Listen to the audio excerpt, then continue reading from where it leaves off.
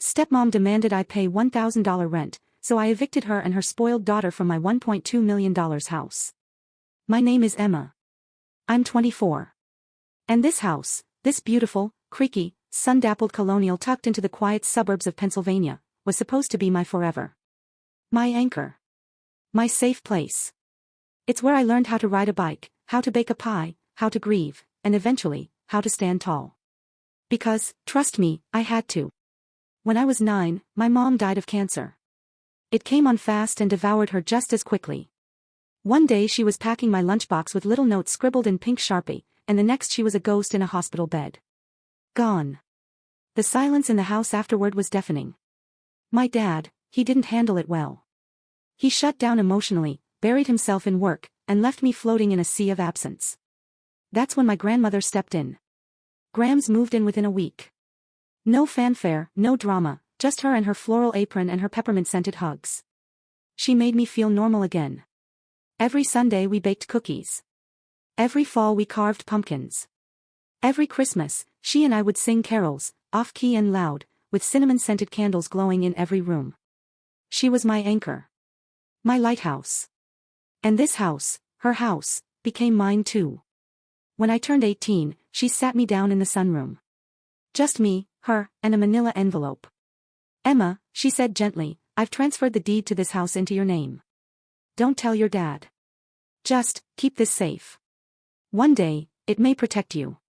I didn't understand then. But now. Now I understand everything. Because 3 months later, she passed away. And 6 months after that, my world burned down. His name was Ron, my dad. And he called me into the kitchen one evening with an announcement and a smug smile. I'm getting married again, he said, holding up his phone to show me a selfie with a bleach blonde woman in oversized sunglasses. Her name's Tracy. She's a spark of joy. You'll love her. Spoiler, I didn't. Tracy moved in 2 weeks later, dragging her 17-year-old daughter Alyssa behind her. Alyssa, who had fake nails, fake lashes, and a fake attitude to match. From day one, she treated the house like it was beneath her. Literally. Ew, why does it smell like old people, she whined, kicking off her Uggs onto the antique rug. Tracy, meanwhile, went full HGTV tyrant. Within the first month, she threw out Graham's antique coffee table because it was too shabby chic. Replaced every family photo with generic live, laugh, love canvases. Painted over the wallpaper in the dining room. The same wallpaper my mom had chosen before she passed. When I tried to object, to ask, even, Tracy smiled sweetly and said, Emma, you're 24. Maybe it's time you started your own life, This isn't your little girl's playhouse anymore. My dad. He just stood there, hands in his pockets, like he didn't have the backbone to stand up to a gust of wind. Let alone his new wife. Then it got worse. They started referring to my bedroom, the same one I'd lived in since I was in kindergarten, as the guest room. Oh, Emma's just crashing here while she figures things out, Tracy would say to visitors. We're trying to help her transition into adulthood. She changed the Wi-Fi password. Moved my shampoo out of the shower. Started sending me job listings for waitressing gigs. Then one morning, I came downstairs, bleary-eyed, wearing an old hoodie and making eggs, only to find Tracy sitting at the dining table in her robe with a stack of papers. Emma, she chirped brightly, starting next month, your rent will be $1,000. Utilities not included. I blinked. I'm sorry, what? She sipped the coffee I had brewed. You're an adult. Adults contribute. This is a family, not a free ride. I looked at my dad. He stared at his plate like it was the most fascinating piece of art he'd ever seen. That was it. That was the moment. The moment I knew they thought they'd won. But what they didn't know. I held the nuclear code. That night, after they went to bed, I opened the fireproof safe in my closet and pulled out that old manila envelope. The deed. My name. My signature. The official stamp from the county clerk's office. I stared at it for a long time. Then I smiled. The next morning, I went about my business. I made breakfast. Cleaned the kitchen. Let them act like they were kings of a castle that didn't belong to them. Then I called a house meeting. They came, cocky and confused. Alyssa in her ratty pajamas. Tracy with a wine glass in hand at 11 a.m. Is this about the rent? She asked, sighing. Because if you need help budgeting, I can. I placed 3 manila envelopes on the table. Carefully. Deliberately. What's this? Tracy frowned. Eviction notices, I said calmly. You have 30 days to vacate the premises. She laughed. Laughed. Like it was a joke. Excuse me. You can't evict us from our house. I slid the deed across the table like it was a royal flush. Tracy snatched it up. Her smugness faded like mist under sunlight. Her eyes scanned the paper. Back and forth. Again. This is fake, she spat. This is one of those online templates you printed. I pulled out my phone. Hit play. An audio file crackled to life. It was a recording. Of Tracy. And my dad. In the garage. Plotting. Her voice, we'll say she doesn't pay rent. Frame it as squatting. One call to a lawyer and she's gone. His voice, she'll have nowhere to go. She'll cave. Silence. Then Tracy again, once she's out, we can sell the place. Split the profits. Move to that condo in Florida. I looked up from my phone. Tracy was pale. Alyssa's mouth hung open. My dad. He finally spoke. You recorded us. I stared at him, heart pounding but face ice calm. You were going to let her throw me out of my own home. So yeah, I recorded you. He opened his mouth. Closed it. Had the audacity to look ashamed. Tracy stood. You can't do this. Oh, but I can, I said. And I already have. I've spoken to a lawyer. The notices are legally binding. You have 30 days to leave, or I file formal eviction paperwork. Alyssa scoffed. You're seriously kicking us out? Over some house? No, I said. Over my house. Over the woman who raised me being disrespected. Over you treating me like a squatter when I own the roof over your head. Tracy opened her mouth to argue, but I cut her off.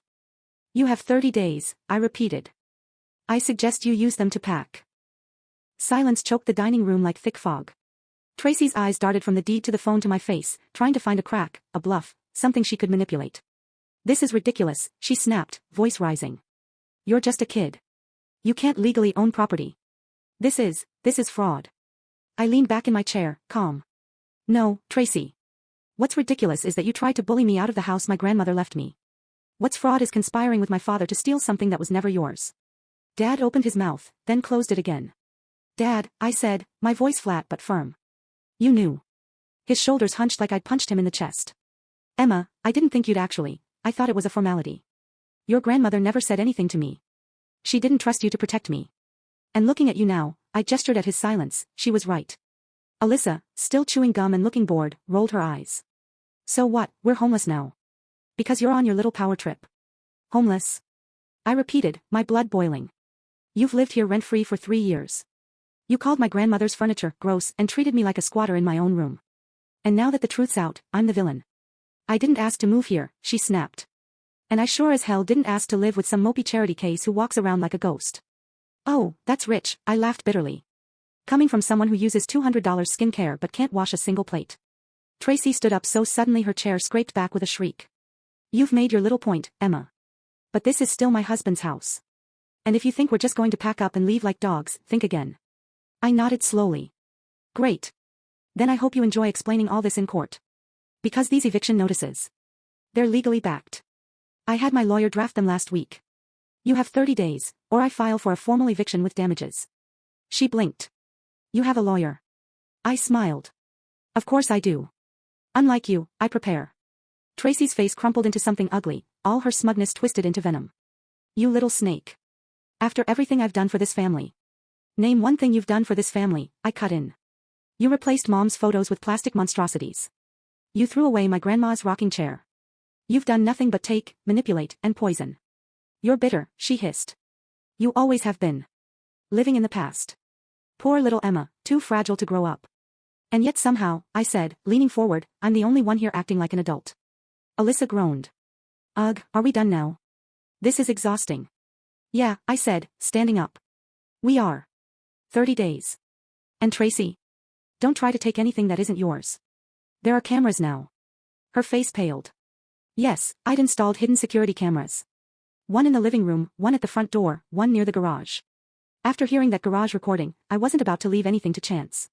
The following week was war. Tracy went into overdrive. Suddenly she was sweet, offering to cook dinner, leaving passive-aggressive compliments about my ambition and maturity. Dad followed me around like a ghost, asking if we could talk, but never apologizing. Alyssa. She became an open nightmare. She accidentally let the cat out. Blasted music at 2 a.m. Posted on TikTok about how she was being kicked out by a jealous stepsister with daddy issues. I ignored them all. Instead, I started reclaiming.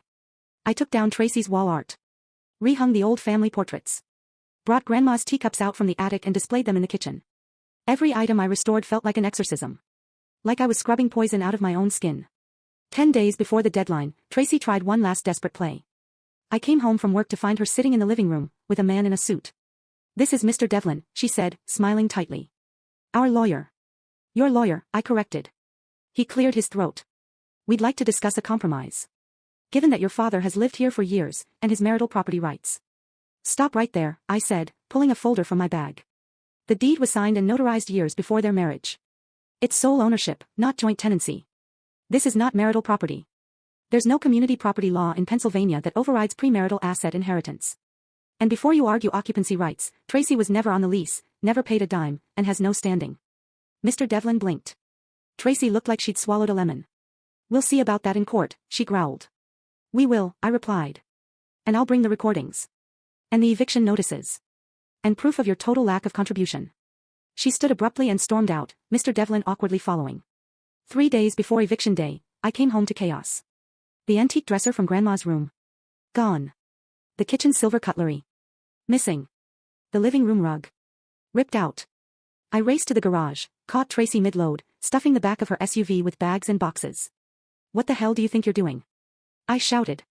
She whirled around. "I'm taking what's mine. None of this is yours. I lived here. I cooked here. I hosted Christmas. This rug is mine." I pulled out my phone. "Smile. You're on camera." She lunged at me, grabbing the phone. We wrestled, screaming, and then Dad burst out of the house. "Enough," he roared. "Emma, Tracy, enough." We both froze.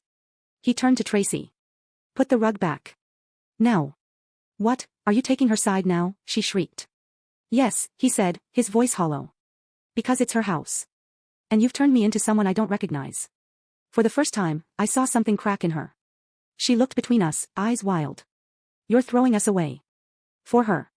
"I'm not throwing anyone away," he whispered. "You already did that yourself." And he walked back inside. Eviction day came like a thunderstorm. I'd hired movers. A sheriff's officer was stationed down the block, just in case. Tracy packed in silence. Alyssa filmed TikToks, whining about toxic energy and being displaced. Dad? He didn't leave. He stayed in his room most of the day. Then, around dusk, he knocked on my door. I didn't answer right away. But finally, I opened it. He stood there with red eyes and a small box in his hands. "I found this," he said, handing it to me. Inside were my mom's earrings. Ones I hadn't seen since I was a child. "I took them," he said, shame in every word. I don't know. I thought keeping them hidden made it hurt less. I swallowed. "I'm sorry, Emma. For all of it. I let someone else run our lives. And I forgot what mattered." I didn't know what to say. So I said nothing. Just nodded. And shut the door. By nightfall, they were gone. The house, my house, was mine again. Quiet. Peaceful. Safe. I curled up in Grandma's chair, holding my mom's earrings in one hand and the deed in the other. And I didn't cry.